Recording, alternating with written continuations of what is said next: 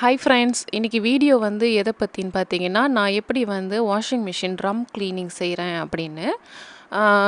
Washing machine வந்து கண்டிப்பாக நம்ம 6 மந்த் ஒன்ஸ் இல்லை வருஷத்துக்கு அட்லீஸ்ட் ஒரு தடவையாவது ட்ரம் க்ளீனிங் செஞ்சிடணும். இப்போ ட்ரம் க்ளீனிங் ஸ்டார்ட் பண்ணுறதுக்கு முன்னாடி நான் என்ன பண்ணுறேன்னா, இந்த வாஷிங் மிஷின் வெளிப்பகுதியெலாம் இருக்கு இல்லையா, இதெல்லாம் வந்து அழுக்காக இருக்கும். இதெல்லாமே வந்து துணி வச்சு துடைக்கிறது, அப்புறம் இந்த இடுக்கெல்லாம் தேய்க்கிறது, இந்த வேலையெல்லாம் வந்து நான் முதல்ல முடிச்சிருவேன். அதுக்கப்புறம் தான் வந்து ட்ரம் க்ளீனிங் ஸ்டார்ட் பண்ணுவேன். இப்போ பார்த்திங்கன்னா, நம்ம வந்து யூஸ் பண்ணாத டூத் ப்ரஷ் இருக்கும். இது ஒன்று எடுத்துக்கிட்டு டிட்டர்ஜென்ட் கொஞ்சம் தண்ணியில் கலந்து இந்த மாதிரி இடுக்குகள்லாம் நம்ம வந்து தேய்ச்சிக்கலாம். நான் வந்து வெறும் தண்ணியில் தான் தேய்க்கிறேன். நீங்கள் வேணால் டிட்டர்ஜென்ட் கொஞ்சம் கலந்து கூட தேய்ச்சிக்கலாம்.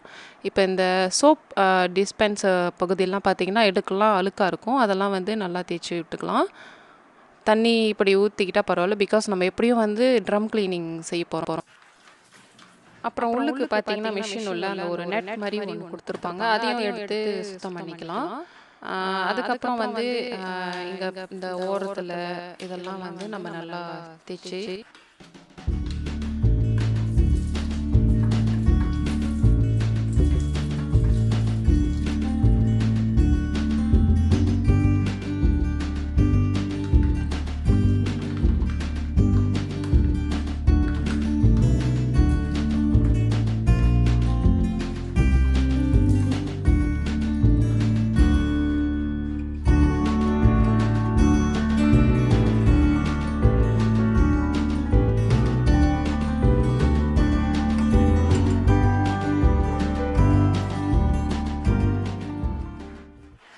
இப்போ எல்லாம் நம்ம வந்து ப்ரஷ்லாம் வச்சு தேய்ச்சதுக்கப்புறம் ஒரு துணி எடுத்து இந்த பகுதியெல்லாம் வந்து நல்லா தொடச்சி விட்டுக்கலாம். ஸோ ஈரமாக இருக்கும். இதெல்லாம் தொடச்சிட்டு அதுக்கப்புறம் வந்து ட்ரம் க்ளீனிங் நம்ம ஸ்டார்ட் பண்ணலாம். ட்ரம் க்ளீனிங்னாக்கா நீங்கள் எப்படின்னு பார்த்தீங்கன்னா, அந்த ட்ரம் உள்ளுக்கு இருக்குங்கள, அது நான் அந்த பிக்சரில் வரும், நான் காட்டுறேன் பாருங்கள். அது அழுக்கு சேர்ந்துருந்தா இப்படி தான் இருக்கும்.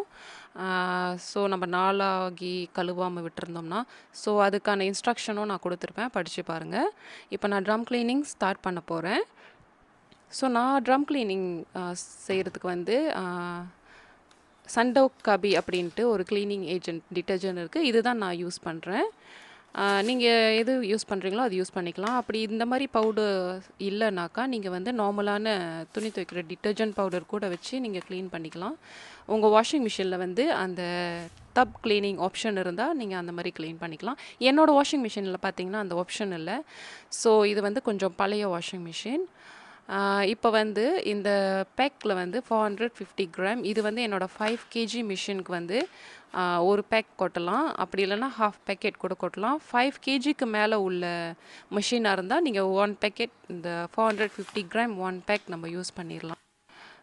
இது நம்ம வந்து கொட்டிட்டு 3 hours சோக் பண்ணணும், ஊற வைக்கணும். எப்போதும் போல் வந்து வாஷ், ரின்ஸ், ஸ்பின் இருக்கும்ல, இந்த 3 ப்ராசஸும் சூஸ் பண்ணிவிட்டு முதல்ல கொட்டி நல்லா தண்ணி ஃபுல்லாக நிரப்பி நீங்கள் வந்து சோக் பண்ண விட்டுறணும். அதே நேரத்தில் வந்து நீங்கள் வாஷிங் மிஷின் வந்து இந்த க்ளீன் பண்ணும் போது எம்டியாக ஓட விடக்கூடாது, அதாவது கோசமாக ஓட விடக்கூடாது. பாவிக்கு அதை யூஸ் பண்ணாத ஏதாவது ஒரு சாக்கோ இல்லை ஒரு துணியோ வந்து நீங்கள் இதில் போட்டுருங்க. அது அந்த துணியில் நீங்கள் பார்க்கலாம், கடைசியாக வந்து அதில் நிறைய அழுக்கெல்லாம் ஒட்டியிருக்கும். இப்போ பாருங்கள், இது நான் இந்த ப்ராசஸ் இப்போ ஸ்டார்ட் பண்ண போகிறேன்.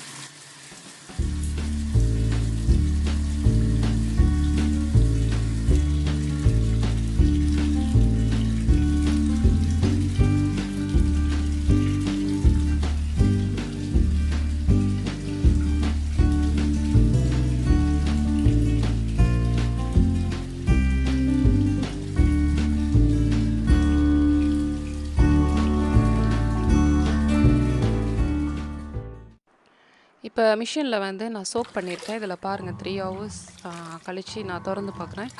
இதில் வந்து எவ்வளோ அழுக்கு வந்து சேர்ந்துருக்கு அப்படின்னு.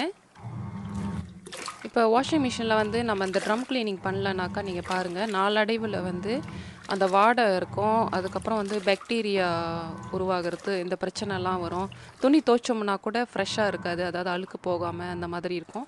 க்ளீன் பண்ணிவிட்டு ட்ரம் க்ளீனிங் செஞ்சதுக்கப்புறம் வாஷ் பண்ணி பாருங்கள், உங்களுக்கு டிஃப்ரென்ஸ் தெரியும். நம்ம துவைக்கிற துணிலாம் வந்து நல்லா க்ளீனாக இருக்கும் பார்க்குறதுக்கு.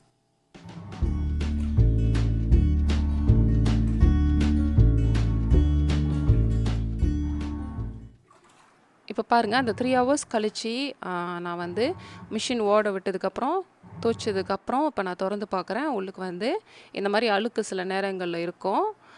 அந்த துணியை வந்து நான் வெளியே எடுத்து போட்டுட்டு இப்போ நான் என்ன பண்ணுவேன், இன்னொரு வாட்டி வந்து நார்மலான டிட்டர்ஜென்ட் போட்டு நான் கழுவ விடுவேன். வாஷிங் மிஷின் வந்து கழுவிடுவேன்.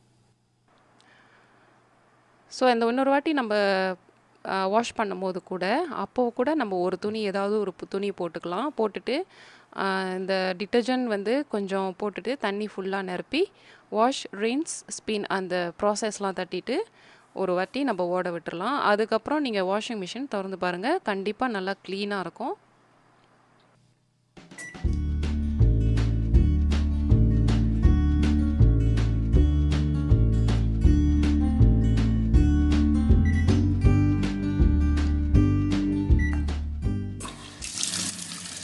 இந்த செகண்ட் க்ளீனிங் பண்ணும்போது பார்த்தீங்கன்னா, நம்ம வந்து அந்த சண்டோகபி க்ளீனிங் ஏஜென்ட் போட்டு 3 ஹவர்ஸ் ஊற வச்சோம் இல்லையா, அந்த மாதிரி செகண்ட் டைம் ஊற வைக்க தேவையில்ல. நம்ம ஸ்ட்ரெயிட்டாகவே வந்து வாஷ் பண்ணி ரின்ஸ் அப்புறம் அந்த ஸ்பின் ப்ராசஸ் தட்டி ஸ்ட்ரெயிட்டாகவே நம்ம ஓட விட்டுறலாம்.